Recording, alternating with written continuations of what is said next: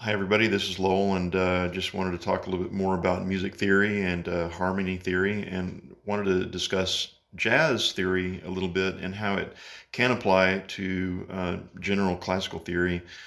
The one thing that you want to understand about jazz chording is that whatever key you're in, if there's a symbol that's written in terms of the type of chord, uh, if it's a dominant seven chord or a half diminished seven or whatever, like we talked about in the previous video, it doesn't matter what key you're in. Is that you could be in the key of F sharp major, and if they write a C7, there's no sharps or flats added to that C chord. It's just simply a C7, as it would be in the key of C major. So jazz chording is not related to the actual key signature that you're writing in. That's one thing that is different in terms of theoretically understanding jazz. And so what jazz has is very commonly is a chord progression called 2-5-1, and you see this also in classical music. Jazz actually, because it's not centered on the key or the major scale that you're playing in, it basically lends itself to more chromaticism, or jumping around from chord to chord inside of a key. And I'll show you how that kind of works here. But first, I want to talk about the 2-5-1 progression.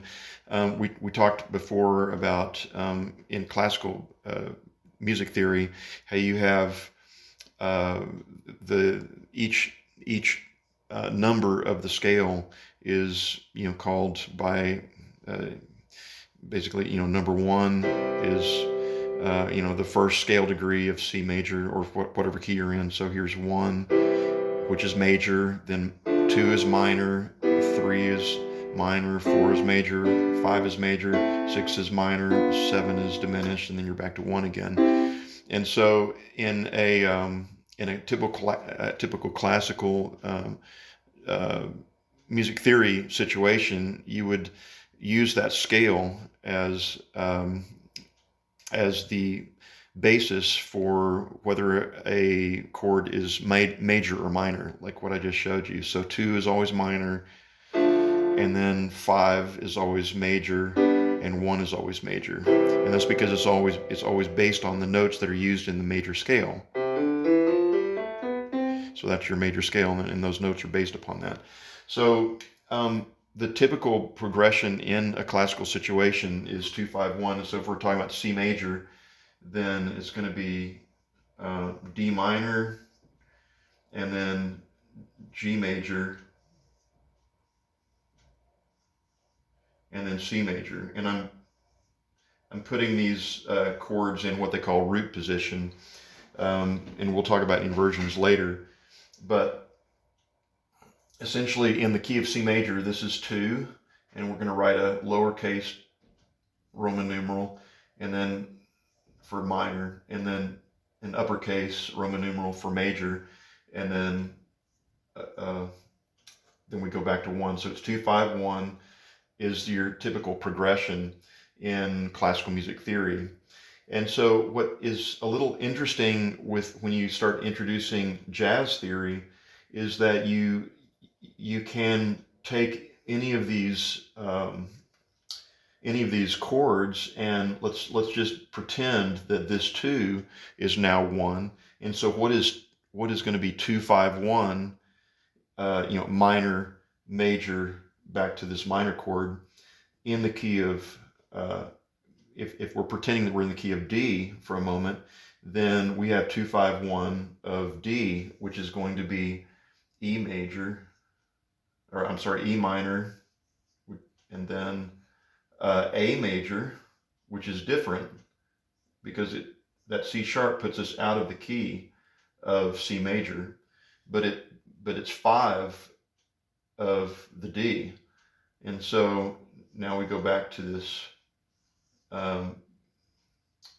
this D minor.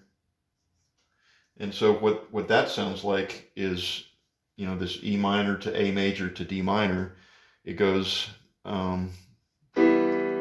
E minor, A major, 1 is minor.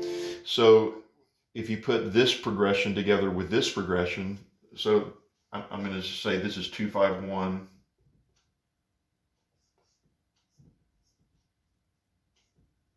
in the key of D minor,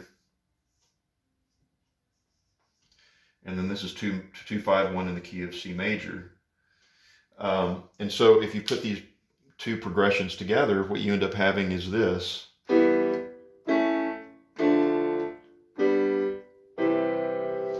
Right? And so you could, and when you're dealing with classical music, what would happen is that this progression would be, let me write this progression up here. When we're still in the key of C major, you would have E minor, and then A minor, because that C natural is in the key, it's in the scale of a C major scale. And then you go down to your D minor. And so this is,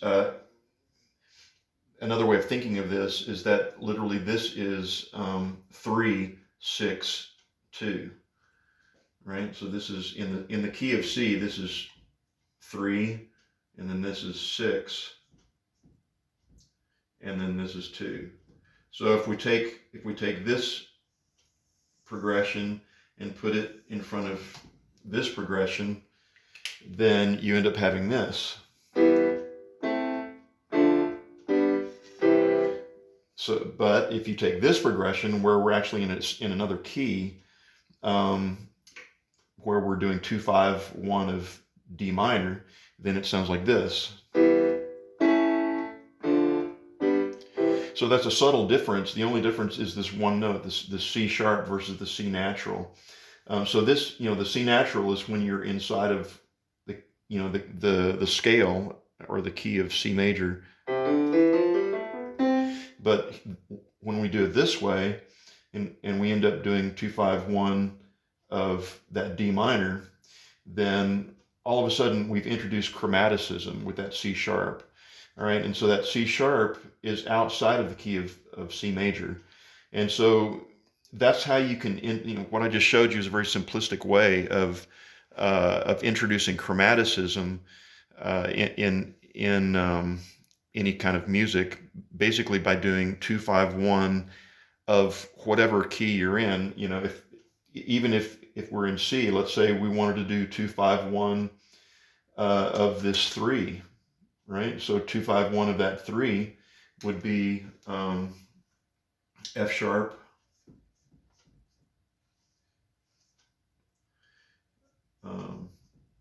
F sharp minor, and then B major,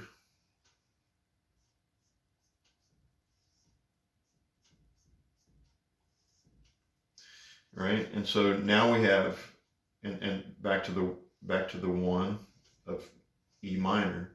So here we have 2-5-1 in the key of E minor, right? And so this is E minor. Basically, it's 2-5-1 of that, and so of E minor. So how that sounds, this F sharp major, or F sharp minor, and now we're here,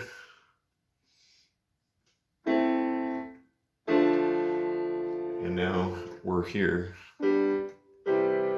And so basically you're doing 2-5-1 progressions around to get back to C major. And so that's our tonic, is that C major tonic. Anyway, even if you don't understand what I just did, the point that I'm trying to make is look how much chromaticism is added into the area that takes you back to C. So there's no sharps or flats in the key of C, but when you add these other elements, then I've added an F sharp, a C sharp, a D sharp in the key of, outside of the key of C. And so that's, I've introduced 3, if you want to say black keys, in addition to the key of C. And so that's how chromaticism can happen in classical music theory as well as in jazz theory. But jazz theory is really utilizes this quite a bit, and that's what creates all these different colors. In addition to the stacked thirds, the 7 chords, the 9 chords, the 13 chords, that adds color. But the other way of adding color, of going around this circle of fifths or going outside of the key very easily, is through these 2-5-1 progressions based upon the structural elements of whatever key you're in.